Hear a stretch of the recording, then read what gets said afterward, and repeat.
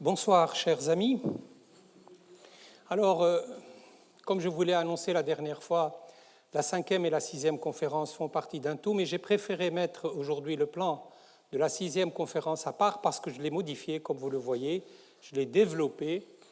Et donc, c'est pour ça que j'ai demandé à ce que le plan de la 6e conférence soit affiché.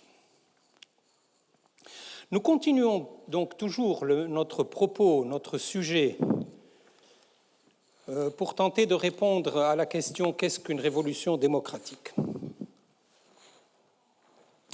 Une première réponse qu'on pourrait donner presque quasiment à titre intuitif, c'est qu'une révolution démocratique correspond au travail accompli par l'homme pour découvrir et développer le fond moral de sa nature humaine, c'est-à-dire son exigence de reconnaissance, son exigence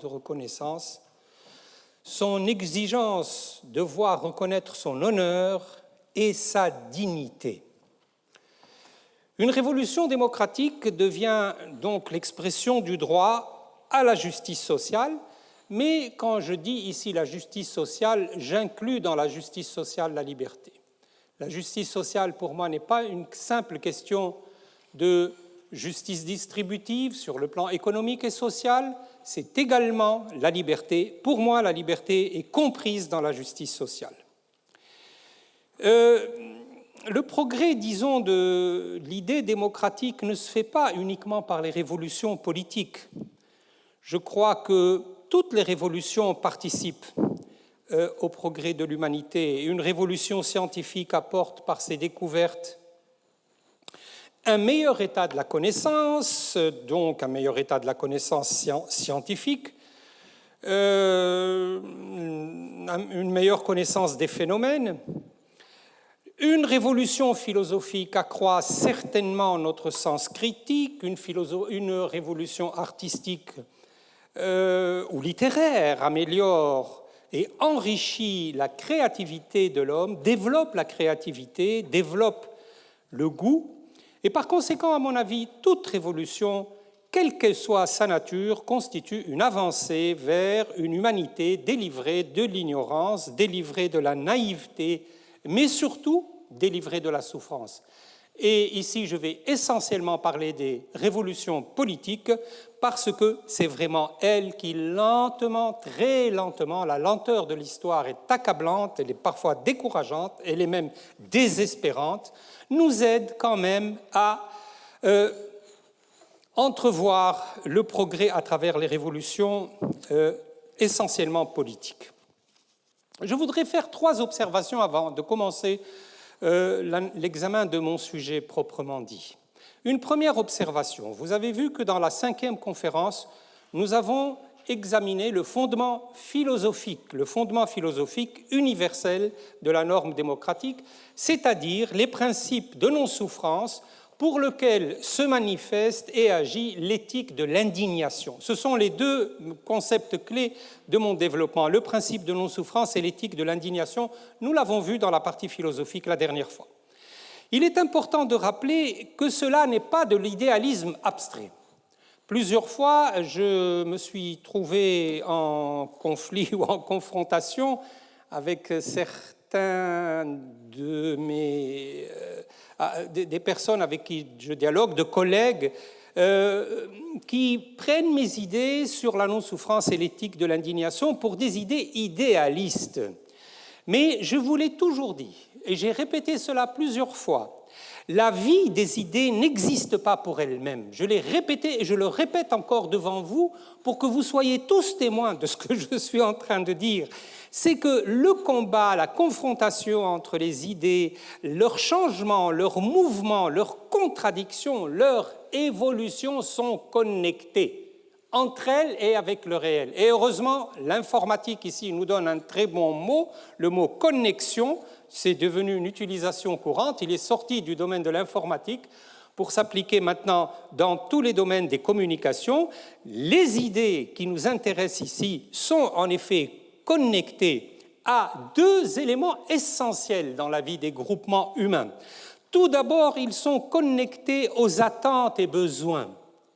Et nous ne sommes pas idéalistes lorsque nous disons que les idées sont connectées aux besoins des hommes, à leurs besoins, à leurs attentes. Et les attentes sont de diverses formes. Il y a plusieurs types d'attentes, il y a plusieurs types de besoins.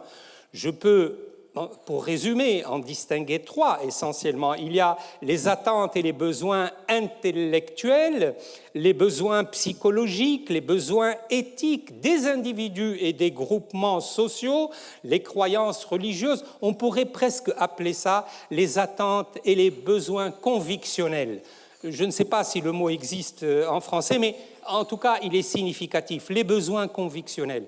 Les individus dans leur vie, les groupements dans leur vie sociale ont des attentes qui relèvent de la conviction et ils attendent des réponses, et en particulier des réponses du pouvoir politique pour leurs besoins convictionnels. Les deuxièmes besoins, les deuxièmes types ou une catégorie de besoins, c'est le besoin communautaire, c'est les besoins identitaires. Toute communauté a une demande communautaire, une demande identitaire, que ce soit sous la forme de l'égalité sociale, de l'égalité ethnique. Rappelez-vous ce que nous avons dit des révoltes Khawarij au Maghreb, donc dans la partie occidentale du monde arabe. Et enfin, les idées sont connectées aux attentes et besoins matériels, c'est évident. Les problèmes matériels, les problèmes de production, les problèmes de revenus, les gains de situation, le chômage, l'inflation, etc. Tout cela constitue des attentes, des besoins, et les idées doivent répondre à ces besoins. Les hommes sont allés jusqu'à inventer de nouvelles religions, rappelez-vous les Corans berbères dont nous avons parlé, pour répondre à des besoins. Ici, dans les Corans berbères, c'est le besoin identitaire, le besoin linguistique, c'est répondre aux berbères en leur offrant quelque chose qu'ils attendent, c'est-à-dire un texte sacré qui soit dans leur langue et non pas dans la langue arabe qui n'est pas la leur. Mais les idées également répondent aux faits historiques et à leur déroulement. Encore une fois, cela vous montre que je ne suis pas un idéaliste quand je dis que les idées, quelles qu'elles soient, sont reliées aux faits historiques et à leur déroulement, c'est-à-dire les faits historiques, les guerres, les conflits civils, les crises monétaires, le développement technologique, le développement économique, l'industrialisation, tout ce que vous voulez, les idées sont raccrochées et nous avons, à ces réalités, à ces faits, et nous avons vu, par exemple, que les Lumières étaient dues à un certain nombre de situations changeantes au niveau économique et social en Europe qui ont fait les Lumières. Donc, cessons de parler d'idéalisme. Je n'aime pas beaucoup cela. Moi, je crois que lorsque on dit qu'il y a dans la vie de l'histoire, dans le déroulement de l'histoire, des principes qui jouent, comme le principe de non-souffrance ou l'éthique de l'indignation, je ne suis pas du tout en train de défendre une quelconque forme d'idéalisme. Ça, c'est la première observation. La deuxième observation, c'est que certains de mes auditeurs, dans les discussions que j'ai pu avoir avec eux après les cours, ont eu l'impression qu'il y avait dans mon esprit une certaine identification entre les révolutions démocratiques et les révolutions des droits de l'homme. Eh bien, tout à fait. En tout cas, ceux qui m'ont fait l'observation ont très bien compris. En effet, il ne faut pas vous étonner de me voir considérer les principes de non-souffrance et l'éthique de l'indignation non seulement comme des principes propulseurs de la norme démocratique, mais également la source des droits de l'homme et non pas seulement la source de la démocratie. Au fond, alors, bien sûr, on me dit, mais la démocratie, c'est autre chose, ce n'est pas les droits de l'homme. La démocratie, c'est la volonté générale, c'est la volonté du peuple, c'est les élections, c'est les constitutions, c'est la séparation des pouvoirs, c'est l'organisation du pouvoir, c'est l'organisation des collectivités locales. Tout ça n'a rien à voir avec les droits de l'homme. Eh bien, je suis désolé, ça a à voir avec les droits de l'homme. Parce que si la démocratie effectivement, la démocratie, c'est la souveraineté du peuple, le règne de la volonté générale, l'organisation des pouvoirs, de la séparation des pouvoirs par les constitutions, tout cela n'est pas séparable des droits de l'homme. La démocratie et le champ des idées qui s'intéressent à l'État, mais c'est tout à fait lié aux droits de l'homme, et je le dis avec deux arguments que je vais développer tout de suite. D'abord, je considère que les droits de l'homme constituent l'éthique de la démocratie. L'éthique de la démocratie. Une démocratie qui se contente de la souveraineté du peuple, de la volonté générale, de l'affirmation par le peuple de la volonté générale, est une démocratie qui, à mon sens, peut être pervertie. Parce que nous savons à quoi peut mener la volonté générale et surtout la volonté électorale si elle n'est pas tenue par des liens moraux et par le respect des droits de l'homme. Montesquieu disait « La démocratie a besoin de vertu ». Quelle belle phrase, la démocratie a besoin de vertu. Et je pense que les droits de l'homme sont la vertu de la démocratie.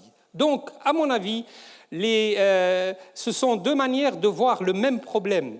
Le deuxième argument, c'est que toute recherche du bon gouvernement est une recherche de la liberté.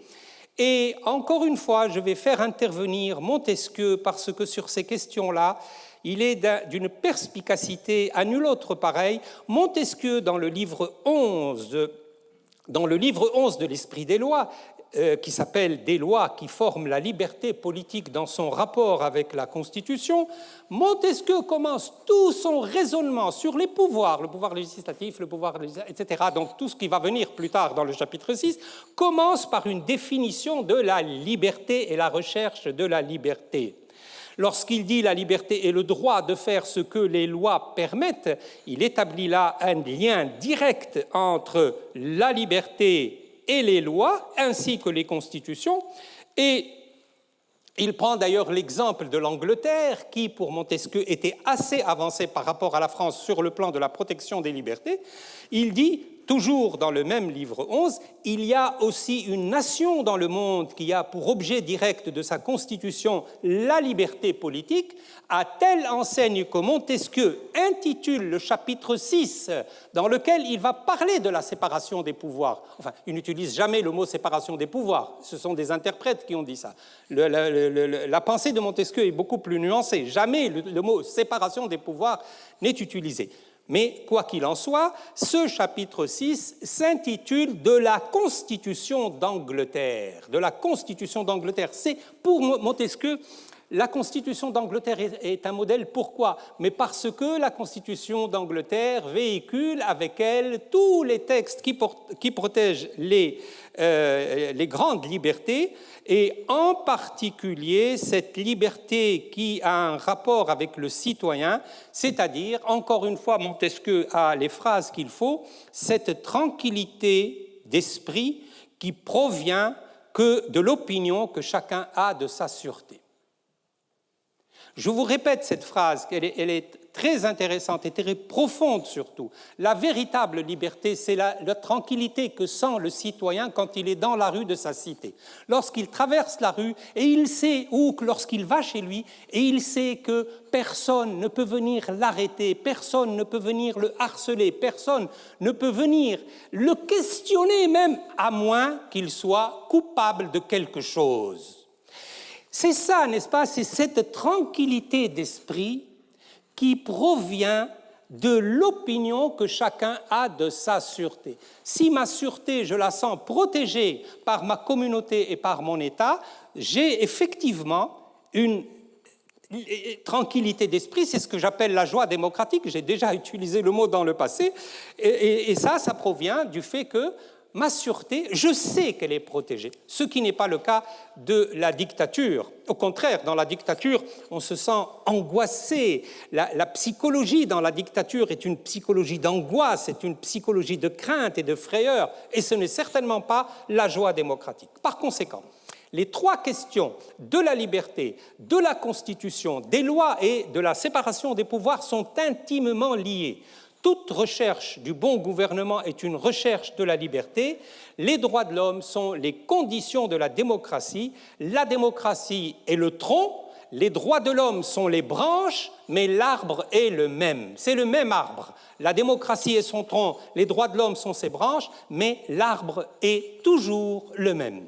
Voilà, je réponds, j'espère, à ceux qui m'ont posé la question l'autre fois sur cette confusion que, oui, la confusion, elle est là, je la veux, je la réclame. Ce n'est pas une confusion au niveau des concepts, d'abord, ce n'est pas une confusion, mais c'est un lien entre les droits de l'homme et la démocratie qui est posé à escient. La troisième et dernière observation que je voudrais faire est la suivante. C'est le rapport entre révolte et révolution. Le cours que je suis en train de faire devant vous est un cours sur les révolutions, essentiellement, nous sommes d'accord. Cependant, j'évoquerai les révoltes, pourquoi ? Parce que les révoltes sont toujours annonciatrices de révolution, et c'est un problème que nous avons déjà remarqué dans le passé.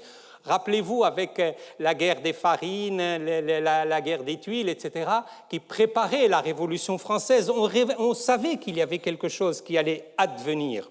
Donc, une révolte, c'est une révolution qui se prépare, c'est une historisation des révolutions. Quand nous étudions les révoltes sous l'angle éthique, ou plutôt quand nous étudions les révolutions sous l'angle éthique, on ne peut ignorer les révoltes, car ces dernières sont portées par le principe de non-souffrance et l'éthique de l'indignation, exactement comme les révolutions.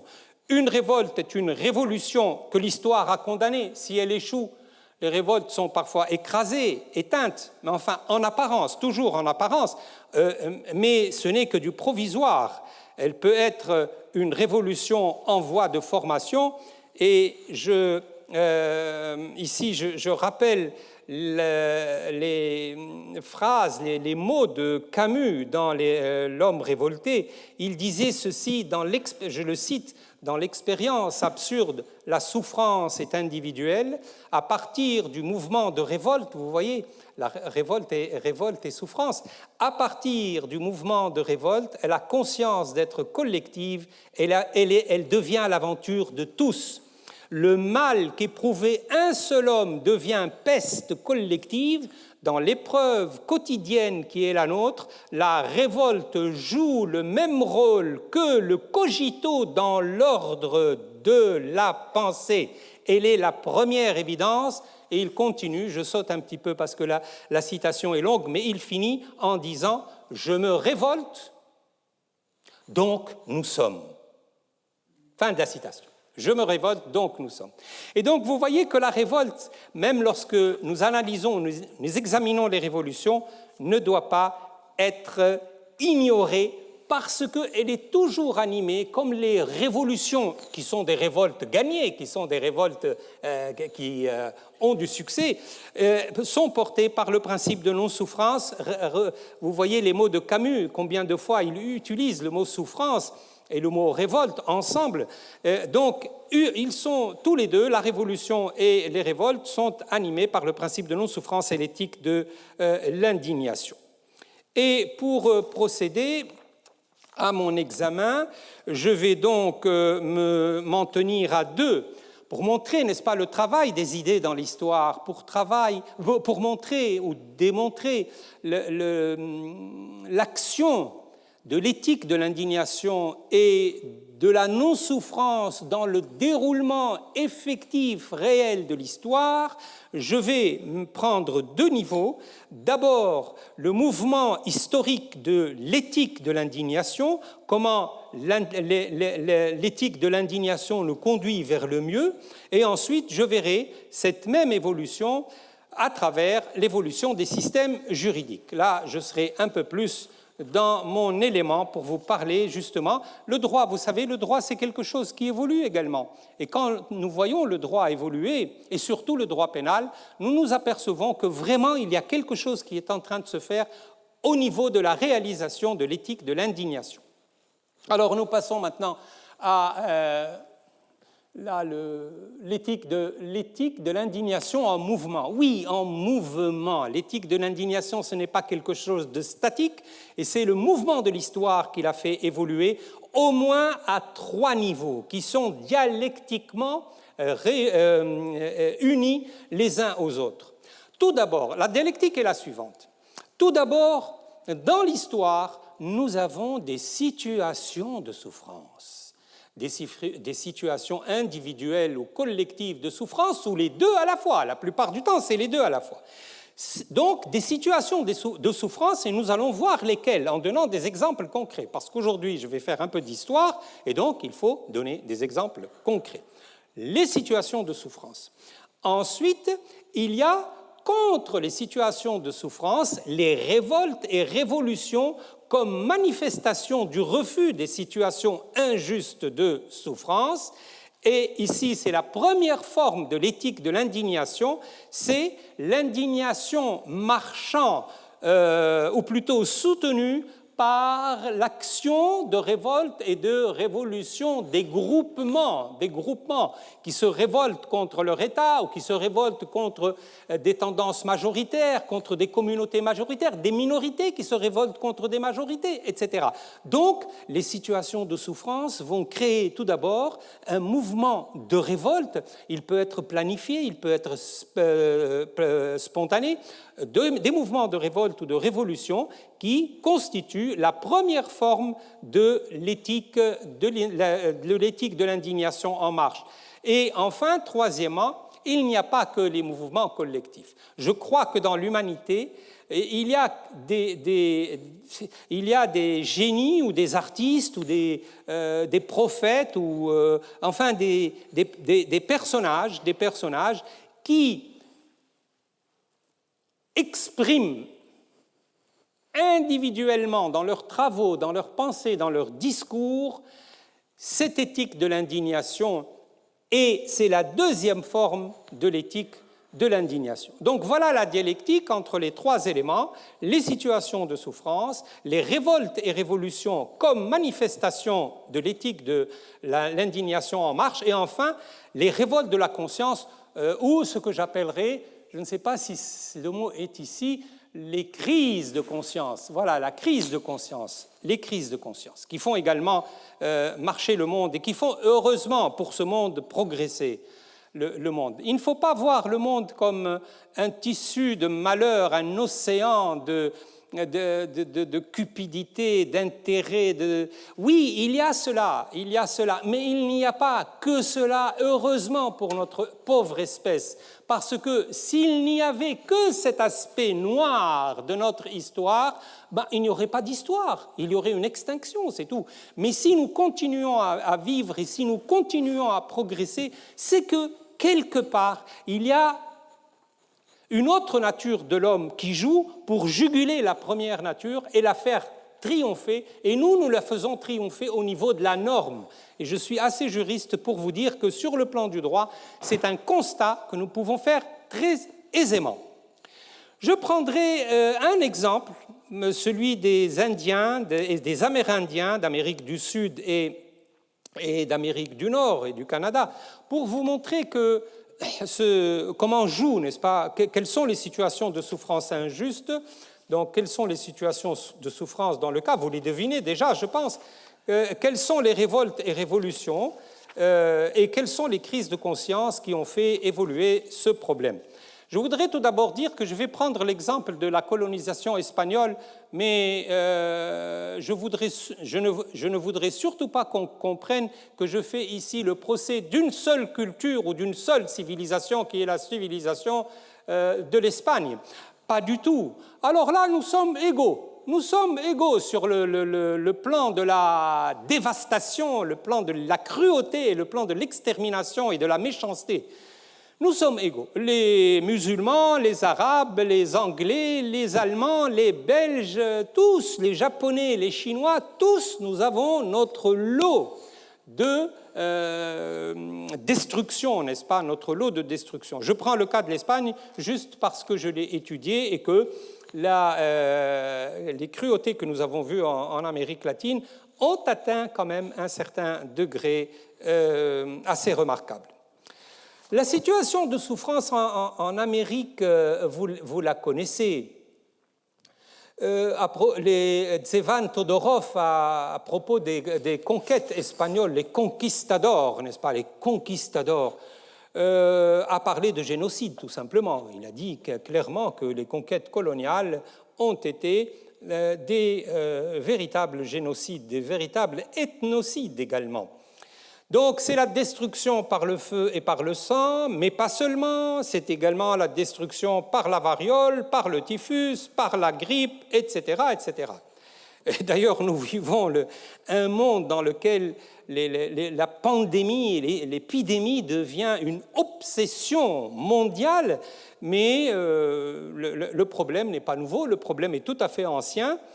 Cortés débarque au Mexique en 1519, Cortés conclut des alliances avec des tribus hostiles aux Aztèques, c'est comme ça qu'il a pu avoir raison des Aztèques, avec une minorité de soldats qui avaient le seul avantage d'être portés par des chevaux et avaient des armures, ce qui était absolument inconnu dans le monde de l'Amérique latine. Donc, il divise les tribus, surtout les tribus hostiles aux Aztèques, et puis, petit à petit, il se dirige vers Tenochtitlan, qui était la capitale des Aztèques, et puis il est bien accueilli. Il est bien accueilli par Moctezuma II, l'empereur des Aztèques, parce que les Aztèques ont une croyance légendaire selon laquelle un dieu reviendrait sur Terre, et Cortés, de même que Pizarre, après lui d'ailleurs, Pizarre après lui, ont été identifiés à ces dieux. Et d'ailleurs, je crois que Christophe Colomb lui-même, dans ses mémoires, évoque cette question. Donc, il est accueilli comme un être surréel, un être céleste, mais les relations, bien sûr, se gâtent très très vite, et nous avons le massacre qui commence, et surtout le massacre de la grande pyramide de Tenochtitlan, c'est-à-dire Mexico, où le chef des Aztèques a été pris par surprise, il a été tué, et c'est comme ça qu'en 1524, avec l'exécution de l'empereur, le règne des Aztèques est pratiquement terminé.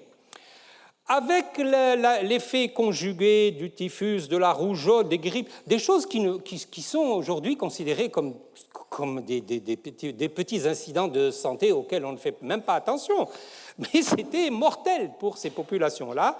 Il paraît, d'après, enfin je vous cite l'auteur qui est ma source, parce que pour ces questions-là, il faut toujours avoir une autorité derrière soi. C'est Marc Nathan Cohen qui nous dit que la population aztèque en 1519, enfin au moment où Cortés a débarqué, elle était de 20 millions de personnes, et un siècle après, en 1618, elle est descendue à 1 600 000 personnes. En 1527, Pizarro et Diego de Almagro arrivent à Tumbes, au Pérou cette fois-ci, au Pérou, et l'empereur les reçoit, l'empereur Huayna Capac les reçoit, et malheureusement, il est tout de suite contaminé par la variole, il meurt. En 1532, Pizarro revient et est assimilé à un dieu, exactement comme Cortés, il est assimilé à un dieu, le dieu Viracocha. L'empereur est capturé, il est exécuté en 1533 dans des conditions assez sévères de cruauté. Cusco est prise en novembre 1533, et la guerre va, parce que là, il va y avoir une résistance. Voilà ce qui nous intéresse. Il va y avoir une résistance. La colonisation espagnole n'a pas été totalement linéaire. Il y a eu des résistances dont nous reparlerons. Mais puisque nous parlons de situations de souffrance, quels sont leurs éléments? Bon, je n'ai pas besoin de mettre les points sur les i. C'est évident. D'abord, il y a les massacres. Il y a les massacres de populations entières. Il y a les génocides de populations entières, de villages entiers. Il y a également l'évangélisation forcée au nom de la lutte contre l'idolâtrie, donc contre le paganisme, contre les sacrifices et contre le cannibalisme. Ça, c'était les grands arguments que reprendra plus tard Sepúlveda dans la conférence de Valladolid qu'organisera Charles Quint. Nous verrons cela. Donc il faut évangéliser, et il faut évangéliser par la force, le feu et le sang, c'est-à-dire au nom de la lutte contre l'idolâtrie, les sacrifices et le cannibalisme. Alors on a assisté à des baptêmes forcés, à des autodafés considérables de livres sacrés, de telle sorte que ça nous a privés de la documentation sur les croyances de ces populations précolombiennes, mais surtout il y a le système de l'encomienda, qui est le travail forcé au profit d'un maître de la terre en rétribution d'un service rendu au roi d'Espagne. Le mécanisme était très simple.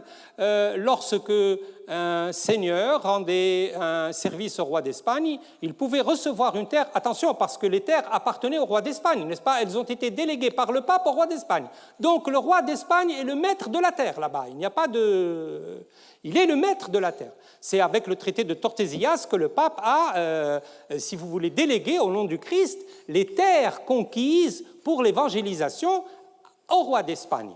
Bon, mais le roi d'Espagne étant le maître de la terre, avait le droit de répartir ces terres ou de les donner au profit de personnes qui avaient rendu service à la royauté espagnole. Mais vous imaginez ce que cela peut faire, c'est-à-dire que voilà une personne qui reçoit une terre avec sa population, c'est-à-dire avec les Indiens qui se trouvaient sur la terre. Et donc ça a été un motif, une cause pour faire travailler gratuitement ou avec très peu de contrepartie ces populations. Donc ces populations, en définitive, ont été victimes du travail forcé, les Noirs de l'esclavage, de l'évangélisation forcée, des massacres, etc. Et c'est tout à fait normal qu'il y ait donc contre cette agression des révoltes et des révolutions. Donc, nous avons contre cette situation des résistances, des révoltes, des révolutions, et elles sont très très nombreuses. Il ne faut pas croire que la colonisation s'est faite sans problème. Parce qu'il y a eu des résistances et des révoltes indiennes contre la colonisation. Et cette résistance fut de longue durée. Ce ne fut pas un feu de paille, ce fut une résistance de longue durée. C'est ainsi qu'à Cusco, la rébellion qui a été dirigée par Manco Cápac II en 1536, donc chez les Incas, entreprend le siège de Cusco qui a été pris par les Espagnols, fait le siège de Cusco pendant 8 mois, poursuit les Espagnols jusqu'à Lima, vous vous rendez compte, de Cusco jusqu'à Lima, elle les poursuit, elle organise la résistance dans une forteresse qui s'appelle la forteresse de Ollantaytambo, et malheureusement, le chef de la rébellion, Manco Cápac, est donc assassiné en 1535, mais la résistance va durer très longtemps, jusqu'en 1572, avec la mort de Tupac Amaru I.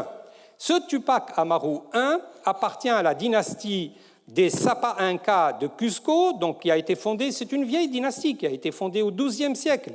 Il organise la résistance dans une forteresse en pleine montagne à Vicabamba, au nord de Cusco. Il tente de réorganiser l'État sur le modèle de Cusco, mais malheureusement, il a été vaincu, malgré tout, en 1572, et il a été exécuté avec toute sa famille. Mais ces résistances vont reprendre beaucoup plus tard, avec un autre Tupac Amaru II, celui-là, Tupac Amaru II, qui, en plein XVIIIe siècle, va se présenter comme le représentant et le descendant direct de Tupac Amaru I que nous avons déjà évoqué, et en plein XVIIIe siècle, alors que les Espagnols étaient installés, qu'il n'y avait plus de problème de résistance, si vous voulez, va, en tant que chef cacique, bien que assimilé, attention, Tupac Amaru II porte un nom espagnol, il s'appelle José Gabriel Condorcanqui Noguera.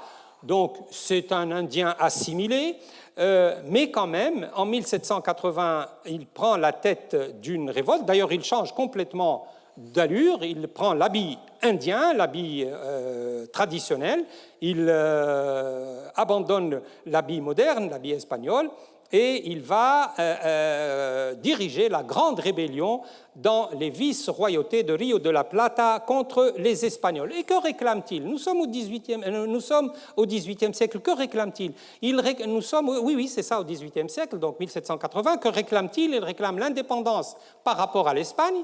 Donc l'idée de l'indépendance est déjà avancée, et elle est avancée par, non pas des Espagnols de souche, mais par des Indiens, et il demande la fin de l'exploitation des Indiens, c'est-à-dire l'arrêt des mitas, ce qu'on appelle les mitas minières, c'est-à-dire le travail dans les mines, le travail pour l'extraction de l'or et de l'argent dans les mines, travail gratuit également. Il demande l'abolition des corvées, l'abolition de l'esclavage des Noirs, l'abolition des droits de douane qui étaient imposés aux Indiens, et il réussit à former des troupes et à exécuter des actions armé contre les Espagnols.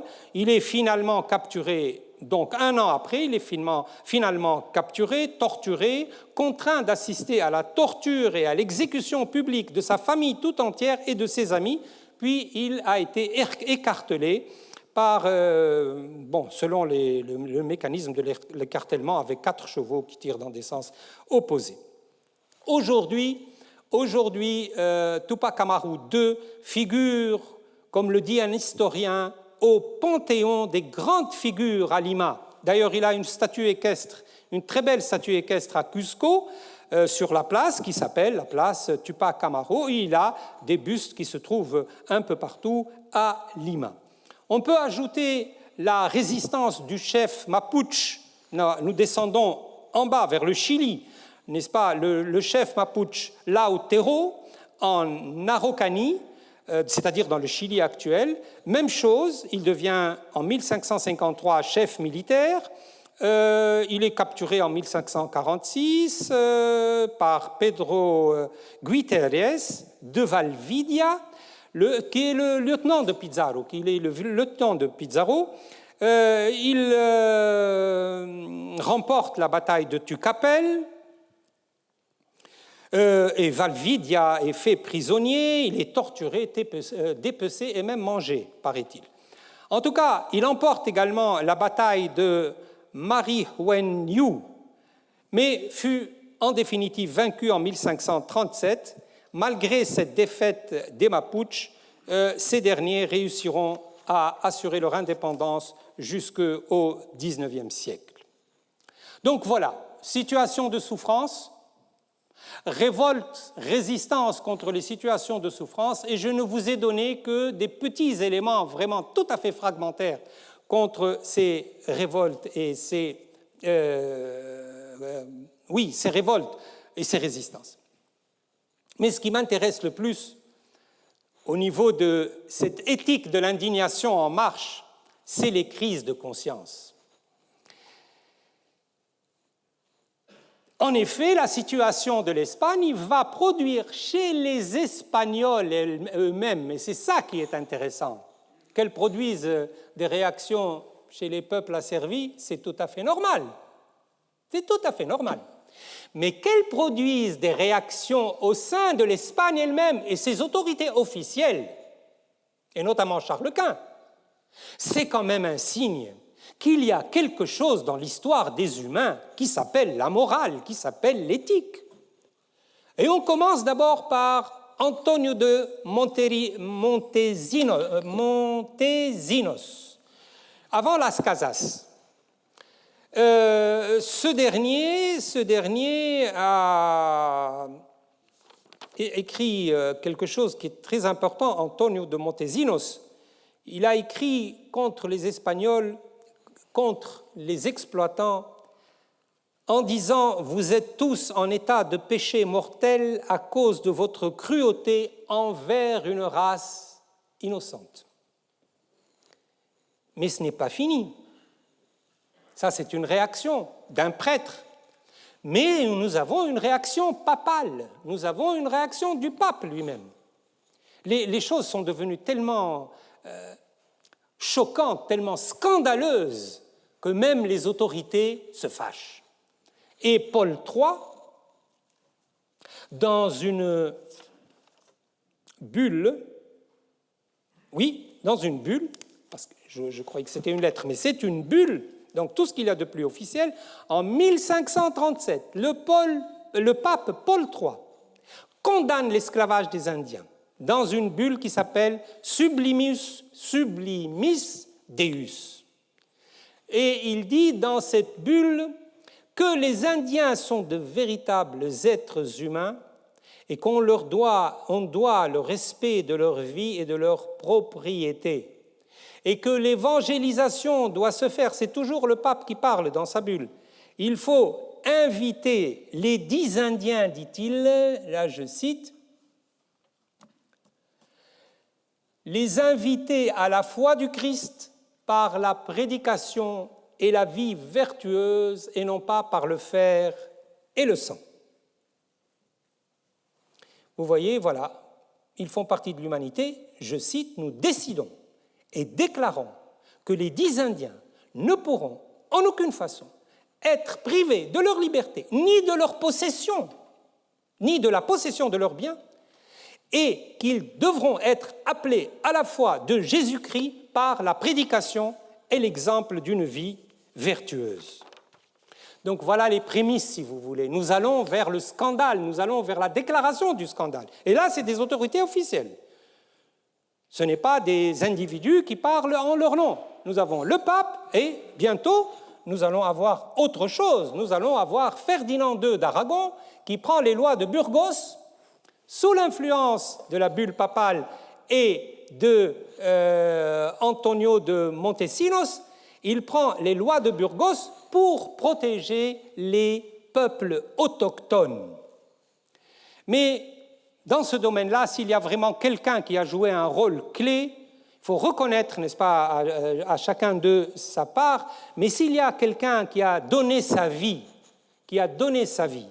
à la protection, à défendre la protection des Indiens, c'est Las Casas, Bartolomé de Las Casas, que les juristes connaissent tous, qui est mort en 1566, donc au XVIe siècle, et qui est l'auteur de plusieurs ouvrages sur les Indiens, sur la destruction des Indiens. Il a un rapport, une étude qu'il appelle la destruction des Indiens. Il a une autre étude, une contribution qu'il appelle le miroir de la cruelle et horrible tyrannie des commandants qui, au nom du roi Philippe II, commettent aux Indes occidentales des horreurs, etc., etc. Donc, et d'ailleurs, d'après Las Casas, c'est un chiffre qu'il donne, la population des Indiens est passée de 1 100 000 à 16 000. Bon, je crois que, historiquement, ces statistiques ne sont pas tout à fait correctes. Mais ce qu'ils réclament, c'est la fin des encomiendas, la fin du travail forcé, la destitution des administrateurs coloniaux, et il finit par rencontrer Charles Quint en 1532. Alors, il paraît que Charles Quint a été choqué, effectivement. Il a été choqué par les rapports que lui a... vous savez que Charles Quint était très croyant, c'était un croyant pur et dur. Et donc, je pense que sa réaction est celle d'un croyant. Je ne crois pas qu'il ait pu être animé par l'intérêt de l'Espagne, parce que l'intérêt de l'Espagne, il était défendu par les colons sur place. Alors qu'eux n'accepteront pas du tout les lois de Charles Quint. Charles Quint, en tout cas, prend ce qu'on appelle les leyes nuevas, les lois nouvelles. Et dans ces lois nouvelles, il abolit les encomiendas, il interdit l'esclavage des Indiens, mais malheureusement, et les communications étant très difficiles à l'époque, il fallait plusieurs fois pour aller d'Espagne ou du Portugal en Amérique, elles ont été très peu exécutées. Il y a eu des réactions violentes des colons Et pour résoudre ce problème, parce que la grande question morale qui s'était posée est la suivante. Les Indiens ont-ils une âme? Voilà la question posée. Les Indiens ont-ils une âme? Bien sûr, Las Casas disait évidemment, ce sont des êtres humains comme nous tous, et s'ils recourent au sacrifice, au cannibalisme, etc., ce sont des vices que nous pouvons corriger grâce justement à une évangélisation pacifique. Ce qui n'était pas du tout le cas de Sepúlveda qui disait ce sont des barbares, il faut les mater, nous avons le droit de conquête, il faut poursuivre le droit de conquête jusqu'au bout. Et donc Charles Quint a voulu y voir plus clair, il a réuni à Valladolid, entre 1550 et 1551, c'est une conférence qui a duré presque un an, il organise cette conférence dans laquelle il regroupe des membres du Conseil des Indes. Il y avait auprès de l'empereur, du roi d'Espagne, pas de l'empereur, il agit en qualité de roi d'Espagne. Le Conseil des Indes, des théologiens, des membres du Conseil royal suprême, des représentants des ordres chevaleresques, des franciscains, des dominicains, et surtout les deux personnages clés, d'un côté Las Casas et de l'autre côté Juan Ginés de Sepúlveda. Alors, l'un, bien entendu, dit que ces gens-là doivent être conquis sans nuance, sans état d'âme. Et ils font des sacrifices humains, ils pratiquent le cannibalisme, ils pratiquent l'idolâtrie, donc il faut y aller. Tandis que Las Casas disait ils ont de la rationalité, les violences qu'ils réalisent ne sont pas leur lot. Nous avons vu les Romains, par exemple, ce n'est pas pire que les gladiateurs. Voilà, Las Casas nous sort cet argument-là. Ce n'est pas pire que le jeu des gladiateurs dans les cirques romains. C'est aussi cruel, etc., etc. Bon, on sort sans vainqueur ni vaincu, mais cette controverse de Valladolid, qui a fait l'objet d'un très beau livre de Jean Dumont, qui s'appelle la véritable controverse de Valladolid, dans laquelle il dit ceci, c'est un historien, donc je pense qu'il sait de quoi il parle, il dit « C'est à partir de ce moment-là qu'on entame la conquête d'un nouveau continent, celui des droits de l'homme, et c'est la conquête on commence à perdre les territoires espagnols, mais on commence à gagner une conquête intellectuelle nouvelle qui est celle des droits de l'homme, et la révolution des droits de l'homme, pour Jean Dumont, commence au moment de Valladolid. Le but de mon exposé, avant de conclure, c'est de vous dire que Las Casas eut un rôle très important dans le développement de ce qu'on appelle l'école du droit naturel. L'école du droit naturel, et surtout, il a rencontré l'un des représentants les plus prestigieux de l'école du droit naturel, qui est Vitoria, qui a écrit d'ailleurs un livre sur les Indiens, dans lequel il dénonce exactement dans les mêmes termes que Las Casas, il dénonce les monstruosités qui sont commises contre les Indiens.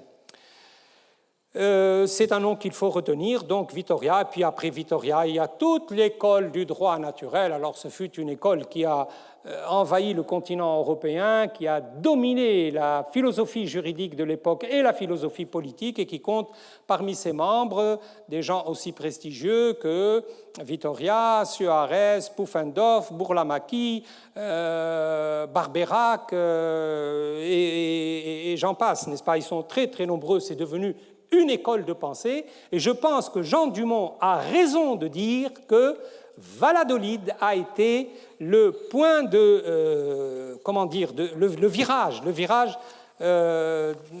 qui nous fait passer vers une nouvelle forme de pensée qui est la pensée démocratique et la pensée des droits de l'homme.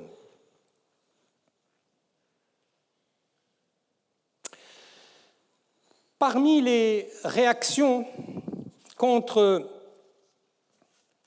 ces situations de souffrance, ces conditions souffrantes de l'être humain, il faut bien entendu évoquer les révoltes serviles. Je les ai mises à part, les révoltes serviles, parce que vraiment, elles manifestent la réaction contre la souffrance dans ce qu'elle a de plus primordial, dans ce qu'elle a d'originel. Parce qu'ici, il ne s'agit pas d'exploitation d'un prolétaire par le chef d'entreprise ou de paysans accablés d'impôts. Ici, il s'agit d'une négation de la personnalité juridique de l'individu. Les esclaves ne sont pas des êtres humains, ce sont des objets. Et les Grecs, je vais parler des Grecs parce que je crois qu'on se fait un petit peu de mauvaise... On est mal informé sur les Grecs. Bon, mais enfin, je disais que donc, les conditions serviles, c'est vraiment, si on veut parler de la non-souffrance et des réactions contre la non-souffrance, c'est là qu'il faut agir, c'est là qu'il faut parler. Le statut d'esclave donc a été considéré comme un fait naturel. Les Grecs et Aristote, n'est-ce pas, de très grands esprits qui ont normalement, qui devraient être au-dessus de leur temps, ont considéré que l'esclavage était une situation qui avait ses justifications.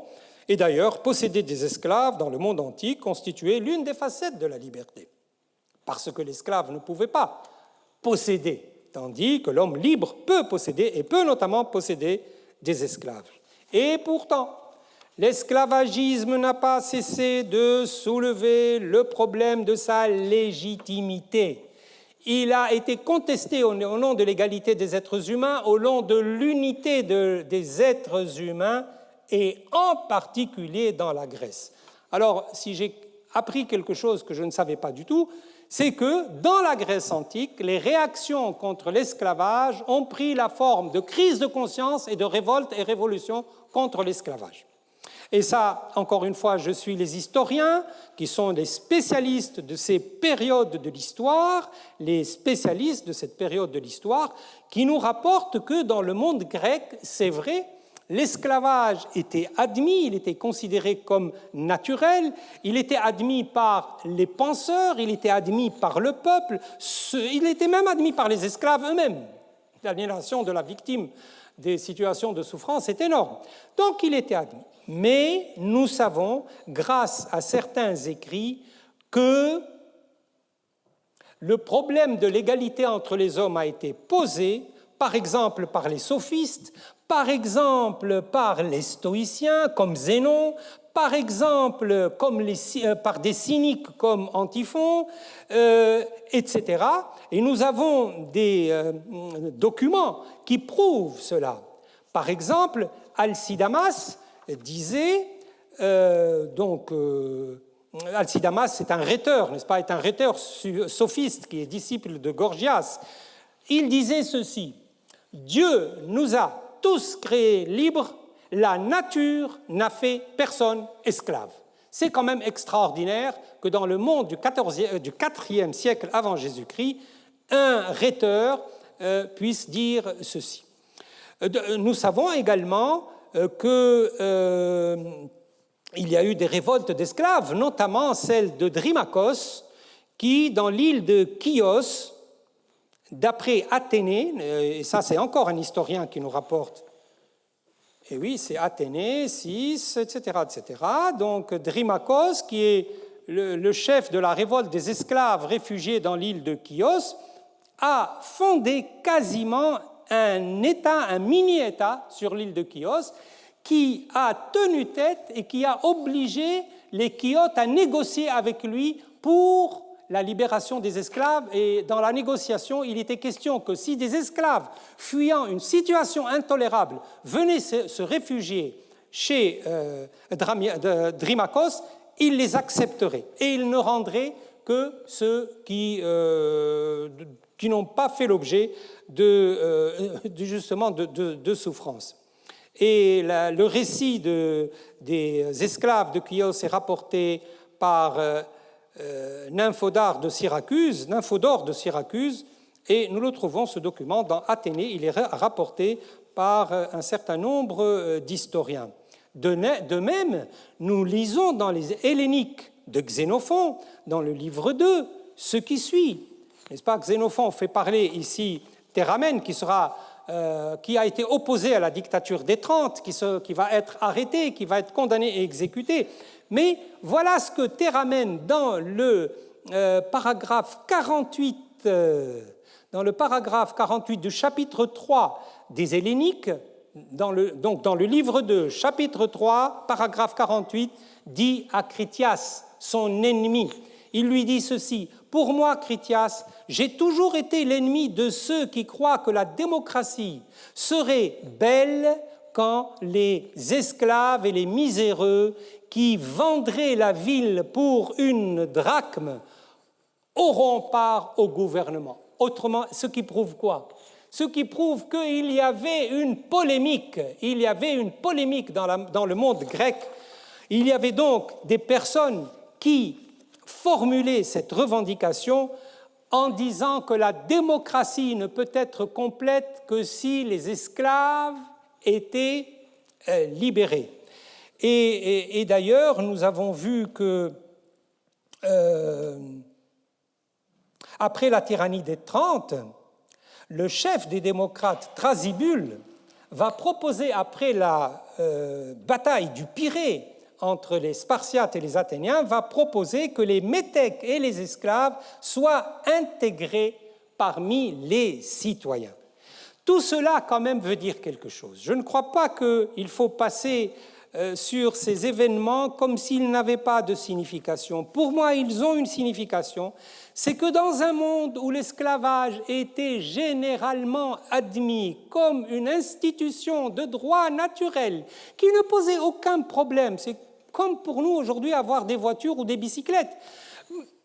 Eh bien non, ça posait déjà un problème, et moi je dis par conséquent que la démocratie dans ce monde grec constituait quand même déjà une promesse, celle de l'abolition de tous les rapports de domination qui est le geste fondateur du régime démocratique. Et sur ce point, je partage tout à fait le point de vue de Paulin Ismar dans La Cité et ses esclaves, très belle étude dans laquelle justement il démontre que le problème de l'esclavage dans la Grèce n'était pas aussi évident et aussi accepté qu'on le croit.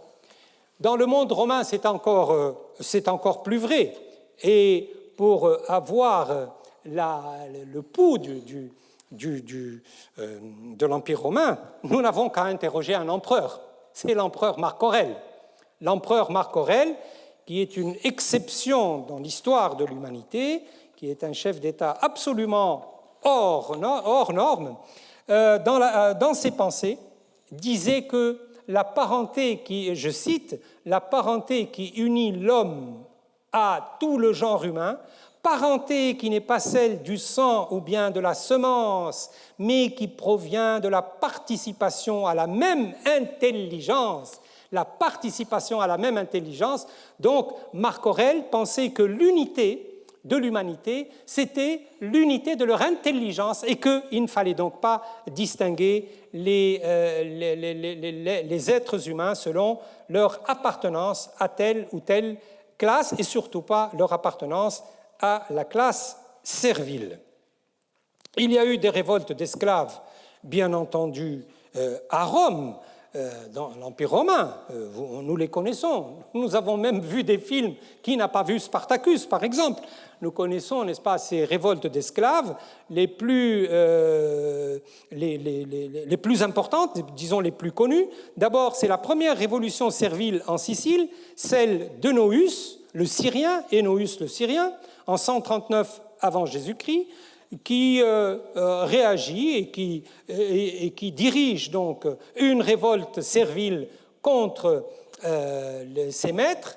Les armées romaines vont intervenir, mais il va vaincre les armées romaines dans un premier temps. Il va même fonder une royauté, mais cette royauté va être finalement assiégée et défaite par les armées romaines en 132. Quelques années après, toujours en Sicile, vous savez, là en Sicile, nous avons le système latifondiaire.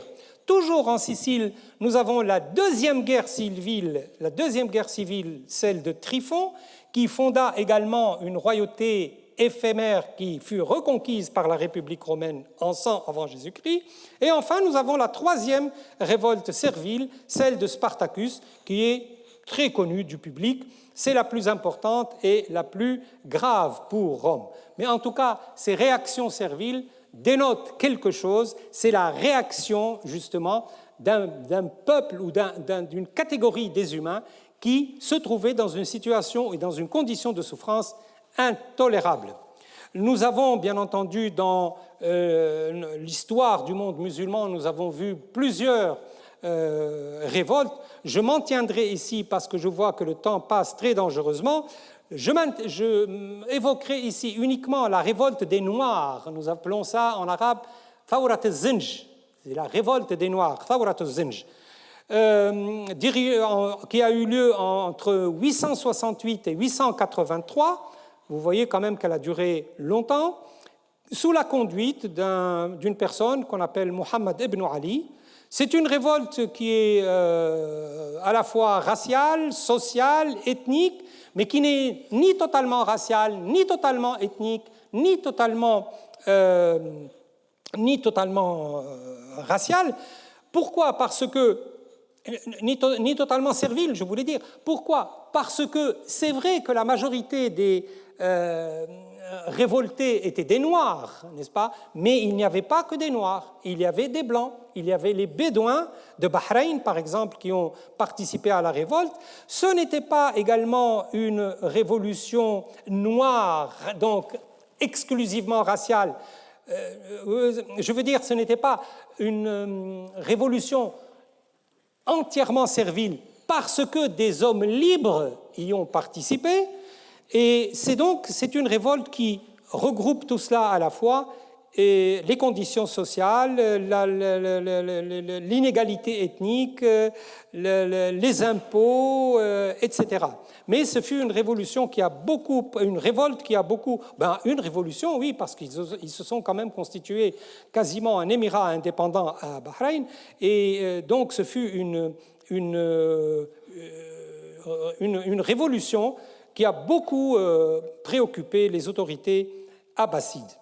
Les situations de souffrance peuvent découler de discriminations croisées, de discriminations multiples, comme dans le cas où la condition servile se double d'une discrimination raciale, comme ce fut le cas aux États-Unis, par exemple, n'est-ce pas, où la condition servile était doublée.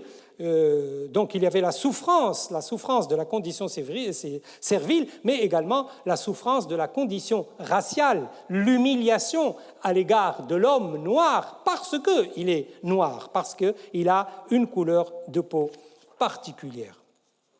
Mais ce genre de révolte a eu lieu partout, dans la Rome antique, dans la Grèce antique, sous les Abbassides, mais également dans d'autres colonies, comme les colonies portugaises, avec Amador, qui a été surnommé Amador Rei, qui fut le meneur de la révolte d'esclaves en 1595 à Sao Tomé, colonisé par les Portugais.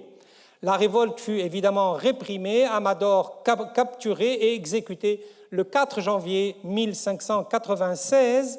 Le chef des esclaves révoltés au Brésil, Zumbi dos Palmeiras, est devenu, comme l'affirme Richard Marin, qui connaît la situation des esclaves du Brésil,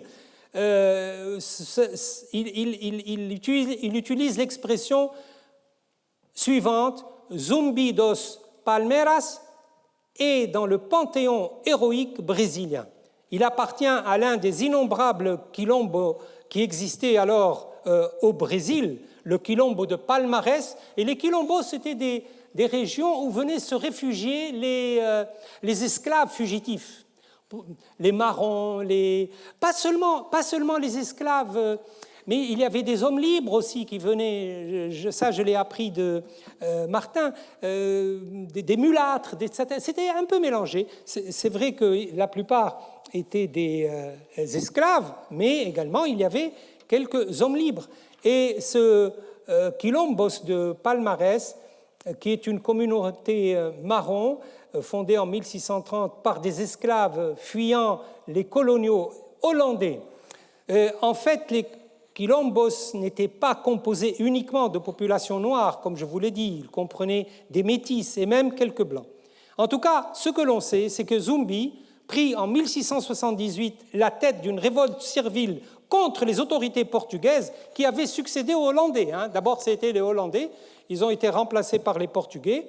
Donc, il a mené cette révolte servile contre les autorités portugaises et les propriétaires d'esclaves. Et pour mettre fin au conflit entre les esclaves insurgés et les Portugais, un traité de paix a été conclu entre le gouverneur portugais de Pernambouc, Pedro de Almeida, et Ganga Zumba, qui était alors le chef du Quilombo de Palmarès. Ce traité inégal n'a pas été accepté par tout le monde et Zumbi ainsi que la majorité des populations refusèrent de le ratifier et poursuivirent la lutte, ce qui entraîna une guerre civile interne qui fut d'ailleurs la cause de leur échec final. Mais en tout cas, cette figure de Zumbi de Palmarès restera dans la mémoire brésilienne comme le symbole de la lutte contre tous les opprimés. Les révolutions du monde moderne, c'est un peu la même chose, n'est-ce pas? Les révolutions du monde moderne, que nous prenions la révolution américaine elle-même ou les révolutions des provinces unies de l'Amérique latine, ils se caractérisent tous par ce refus de la souffrance. Et ce qui est curieux, c'est que si nous lisons la déclaration d'indépendance américaine, le nombre de fois où le mot souffrance a été utilisé est considérable. Et les Américains, dans la déclaration d'indépendance, qui est très longue, eh bien, ils font un catalogue, carrément un catalogue, avec des paragraphes, n'est-ce pas, dans lesquels ils soulignent les exactions, les excès de pouvoir, les dépossessions du monde américain par le pouvoir anglais.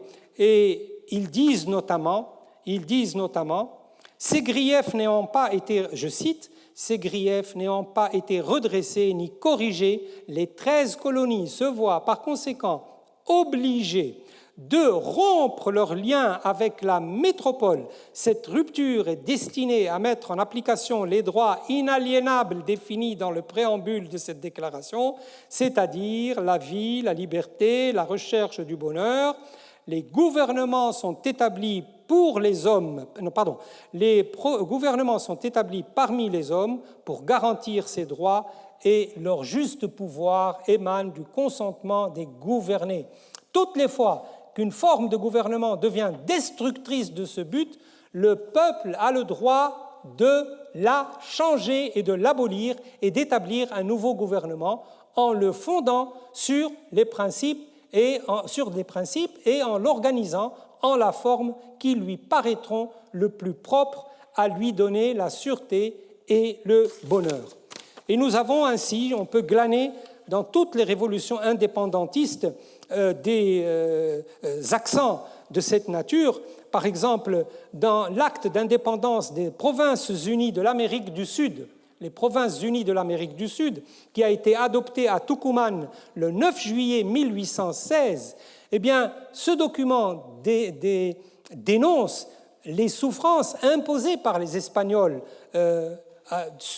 contre les populations qui se trouvaient sous leur tutelle. Et nous avons un document très intéressant au sujet de cette révolution, comme inscription du principe de non-souffrance dans l'histoire, un très beau document qui est le manifeste adressé aux nations par le Congrès général constituant des Provinces unies de l'Amérique du Sud, les Provinces unies de l'Amérique du Sud.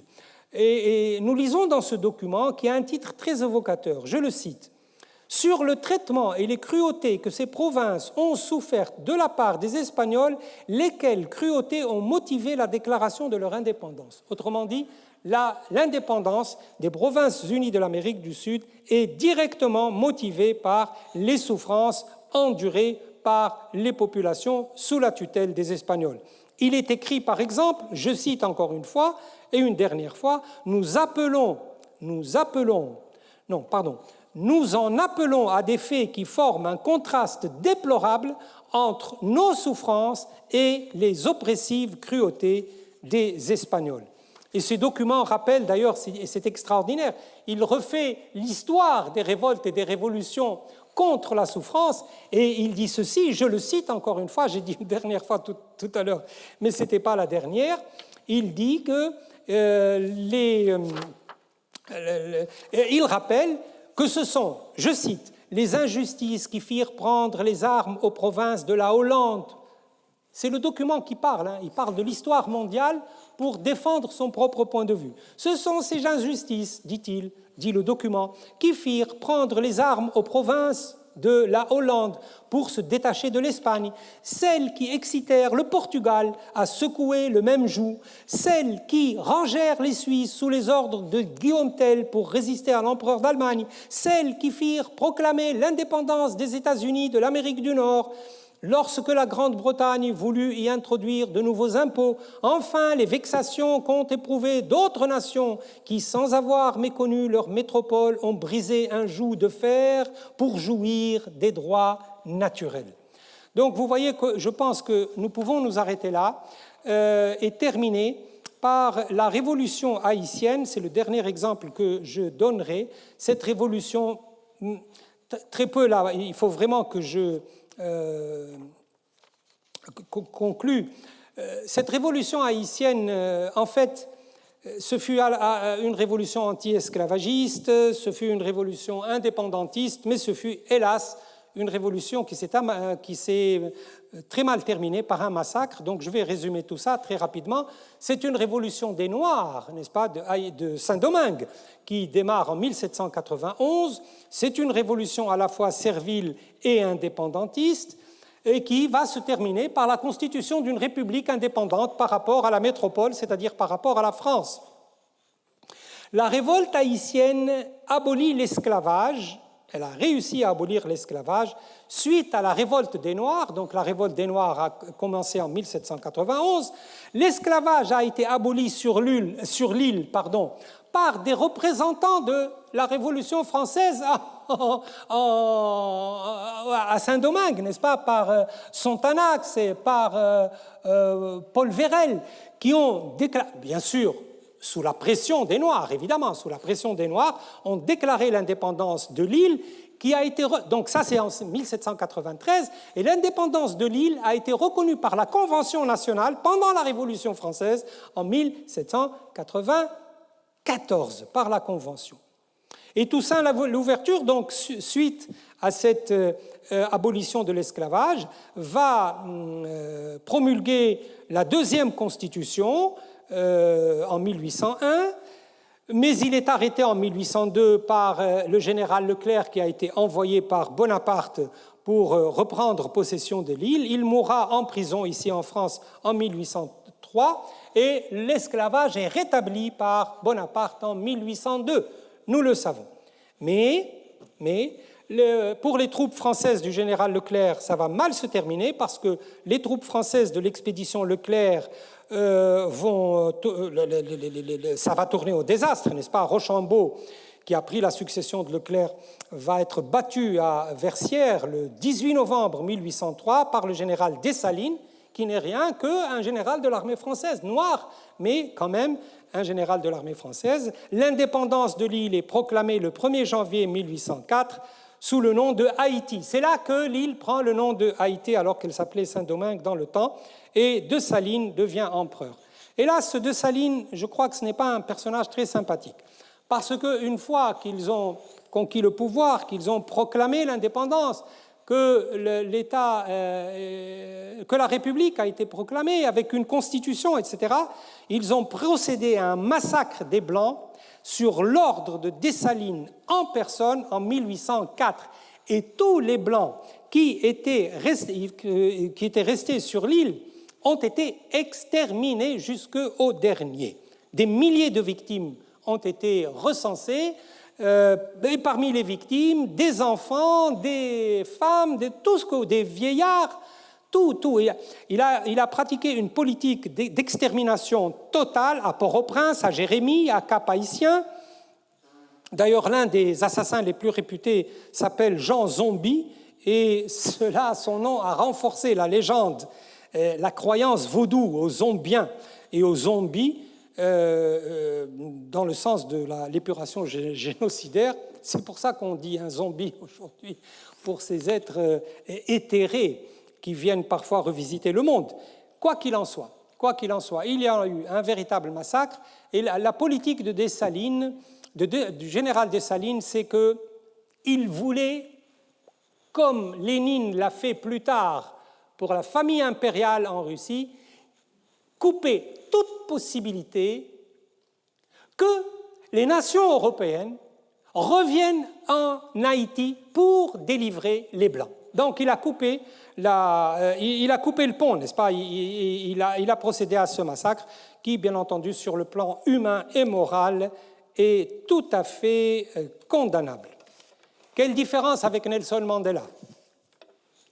Quelle différence avec Nelson Mandela? La véritable révolution du monde moderne, la véritable révolution du XXe siècle. Nelson Mandela, 27 ans de prison. Je reparlerai de Nelson Mandela plus tard, dans la 7e ou la dernière conférence, je ne sais plus. Nelson Mandela ne figure pas dans la liste des révolutions. Pourtant, à mon avis, la plus grande révolution qui a eu lieu au XXe siècle, c'est celle contre l'apartheid. Et ça, ce fut une véritable révolution parce que Nelson Mandela et ses compagnons, tous ses compagnons, lui, il est le symbole, mais il n'est pas le seul. Mais il est le symbole avec ses 27 ans d'emprisonnement quand même. Il est sorti de prison et il a demandé à ses compatriotes, et notamment aux gens de couleur, de pardonner ce qui leur a été fait.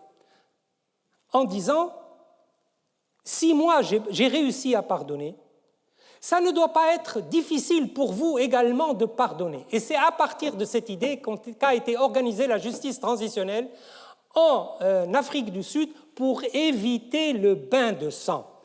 Je crois que, oui, il aurait pu se passer en Afrique du Sud ce qui s'est passé en Haïti. Ça aurait pu, si jamais les dirigeants n'avaient pas su diriger, justement.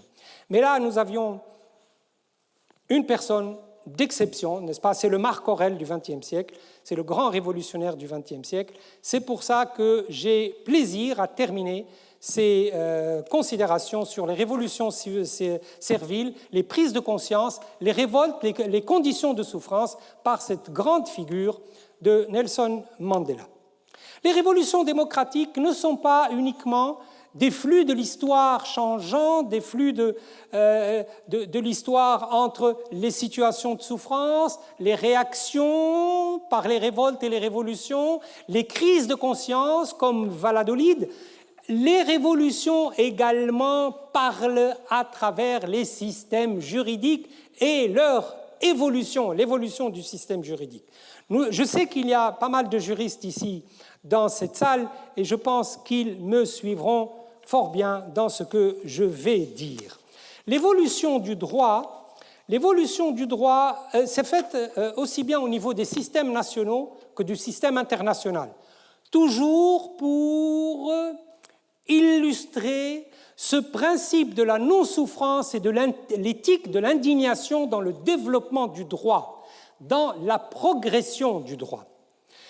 Alors, je pense qu'aucun domaine n'illustre mieux la dialectique de la souffrance et de la non-souffrance que celui du droit pénal.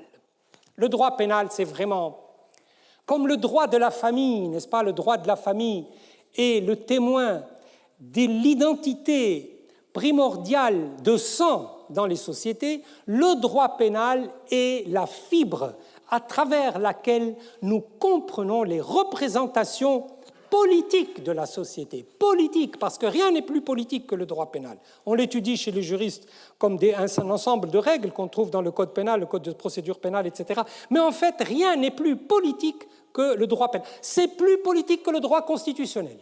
À mon avis de juriste, le droit pénal est plus important politiquement que le droit constitutionnel il est plus parlant, et je vais vous le montrer maintenant. Dans le monde prémoderne, la souffrance infligée à l'auteur d'un crime était intentionnellement très élevée. La souffrance, la conception qu'on se faisait de la souffrance, c'est que la souffrance, c'est comme l'enclume qui redresse le fer, n'est-ce pas? Le feu est l'enclume qui redresse le fer. Et par conséquent, le condamné doit être soumis, enfin l'accusé, le criminel, doit être soumis à la souffrance pour être redressé. Et alors chacun va y aller de son interprétation de ce redressement. Les musulmans apporteront des tonnes de littérature sur la question du droit pénal et des peines corporelles, les occidentaux également, et donc la souffrance, elle est là pour punir les déviances, pour punir la perversion sociale, pour protéger la société. Et les déviances sont très nombreuses. D'abord, il y a la déviance contre le Créateur. Aujourd'hui, on ne considère pas les déviances contre le Créateur comme relevant du droit pénal. Mais attention, au Moyen-Âge, faites très attention, au Moyen-Âge, il fallait respecter Dieu, il fallait respecter l'Église, il fallait respecter Dieu et ses représentants, et les lois qui punissent l'apostasie, l'hérésie, les schismes, la sorcellerie sont au nombre de sans limite, n'est-ce pas? Jeanne d'Arc elle-même a été exécutée par les Anglais, par le bûcher, pour sorcellerie. Donc c'est soit des déviances à l'égard du Créateur, soit des déviances à l'égard du groupe naturel, la famille, le parricide, l'inceste. Alors là, le parricide, l'inceste, c'est vu comme le crime le plus abominable qui mérite toutes les souffrances. Je vais vous dire lesquelles tout à l'heure. J'espère ne pas trop vous dégoûter. Les déviances à l'égard du groupement politique, le régicide par exemple. Vous, Français, regardez Ravaillac et Henri IV, n'est-ce pas? Le régicide, la rébellion, les troubles à la tranquillité publique. Le droit musulman a toute une théorie de la rébellion et du terrorisme qu'on appelle al-hiraba, sur laquelle nous avons un verset coranique qui définit les peines, les sanctions corporelles mutilatoires qui doivent être imposées aux rebelles, aux terroristes, etc., etc. Al-Hallaj, par exemple, a fait l'objet, Al-Hallaj, le soufi, a fait l'objet de telles sanctions. Donc, sanctions à l'égard de Dieu, déviance à l'égard de Dieu, défiance à l'égard du groupe naturel, déviance à l'égard du groupement politique, déviance à l'égard de la nature également, de la nature, la zoophilie, l'homosexualité, etc. Déviance vis-à-vis de la morale sociale, pour protéger les biens, pour protéger la propriété, pour protéger les relations contractuelles, pour protéger l'agression contre les personnes, etc., etc. Et contre ces déviances, il faut inventer des objectifs. Des objectifs. Quels sont les objectifs? Eh bien, les objectifs, c'est un élément commun entre l'islam et la civilisation occidentale. Tout d'abord, la protection des lois de Dieu.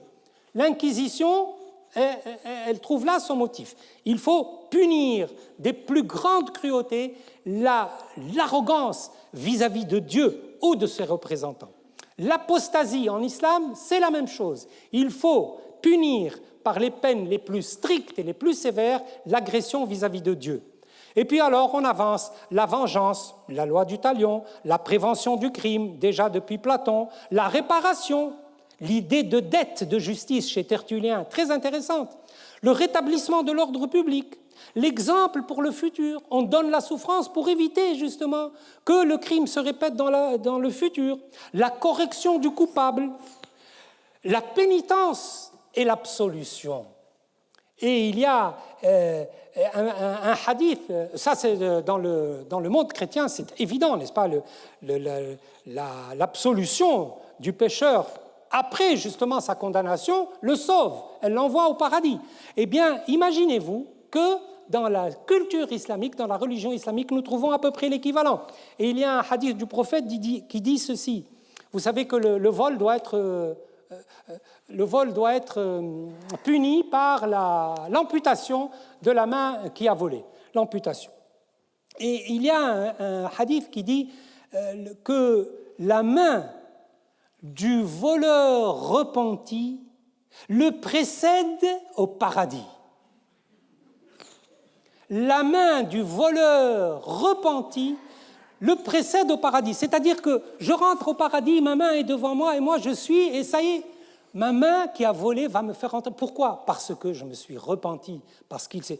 Et je vous le cite, le hadith, en version arabe, « Inna sariqa idha taba sabaqathu yaduhu ila al-jannah » Le voleur, s'il se repent, sa main va le précéder au paradis.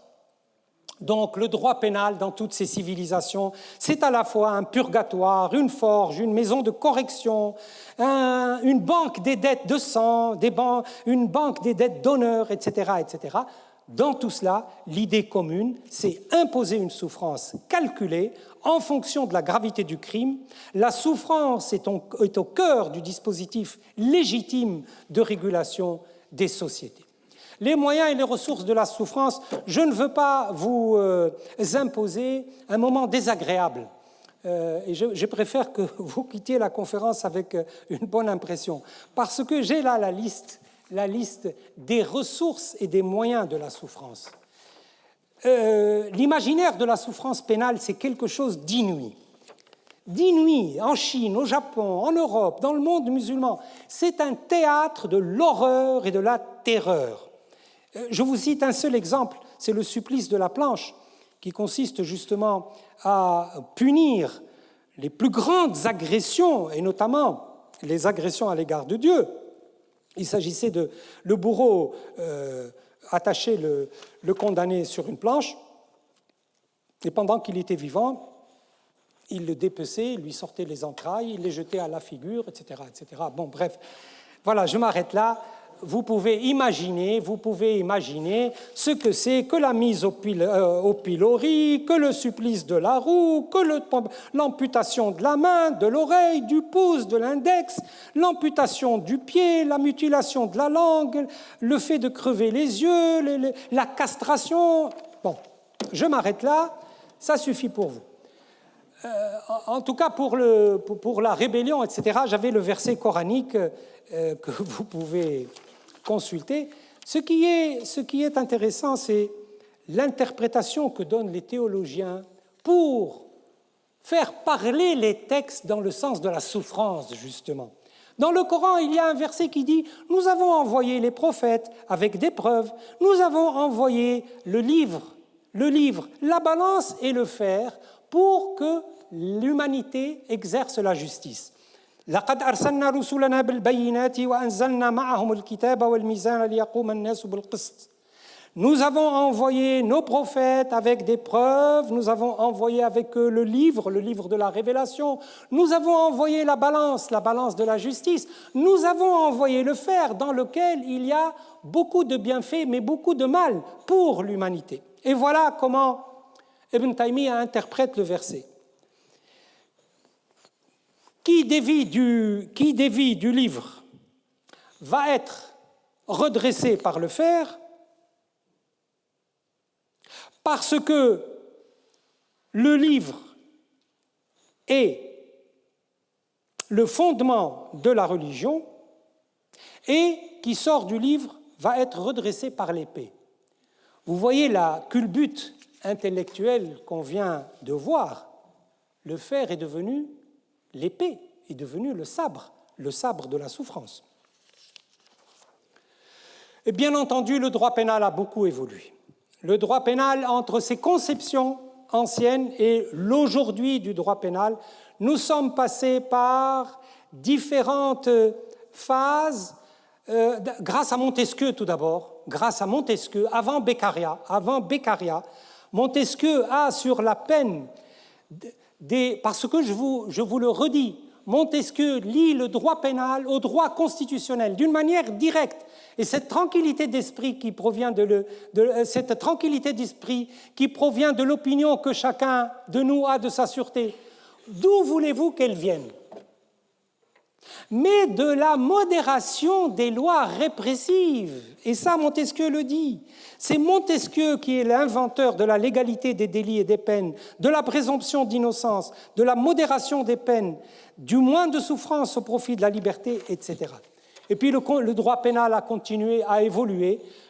D'abord, il faut quand même rendre justice à Voltaire, qui a pris des positions personnelles dans les affaires du Chevalier de la Barre, dans les affaires Jean Calas, dans l'affaire Sirven, et dans tous les cas pour défendre la séparation du péché de la peine, pour défendre la légalité des délits et des peines.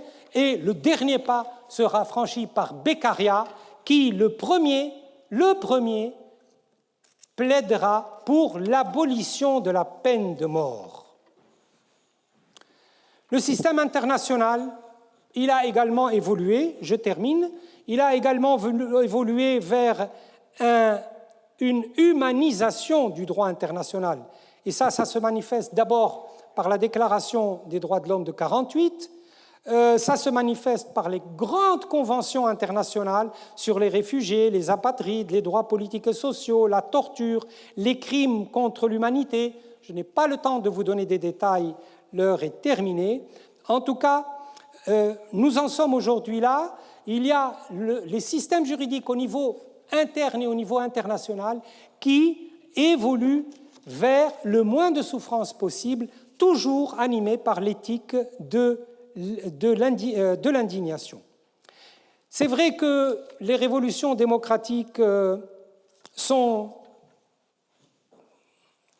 pas totalement achevées à cause de plusieurs facteurs. Tout d'abord, il y a le problème de l'effectivité. Entre le prononcé de la norme et la mise en réalisation totale de la norme, il peut se passer des siècles, hélas. C'est pour ça que certains d'entre nous se trouvent aujourd'hui hagards et désespérés par le décalage que nous avons entre la norme démocratique et ce qui nous entoure à travers le monde. Et bien entendu, ces gens ont raison d'être désespérés parce que le décalage est trop grand entre l'affirmation de la norme et le temps de l'effectivité. Je le comprends très bien. Je leur dis tout simplement, mettez-vous sur l'échelle de la longue histoire et vous serez plus optimistes. L'esclavage n'a pas été supprimé dans le monde du jour au lendemain. Ça a mis des siècles et des siècles. Donc, et nous avons également le problème de l'espace des contrastes et les masques de Dieu. J'appelle ça les masques de Dieu, parce que tous les ennemis du régime démocratique, à travers l'espace, nous donnent d'abord un espace contrasté, mais surtout se parent du masque de Dieu pour parler au nom de Dieu encore. Et ça vise en particulier le monde musulman. Donc, les révolutions démocratiques sont prises entre le jeu de la norme et celui de l'effectivité, entre l'espace des contrastes et les masques de Dieu, et enfin, et ça c'est un problème auquel nous serons toujours confrontés, les révolutions démocratiques, parce qu'elles sont liées aux faits, dépendent également des intérêts stratégiques et des alliances internationales entre les États puissants et les États moins puissants. Donc, patience les démocrates. Merci.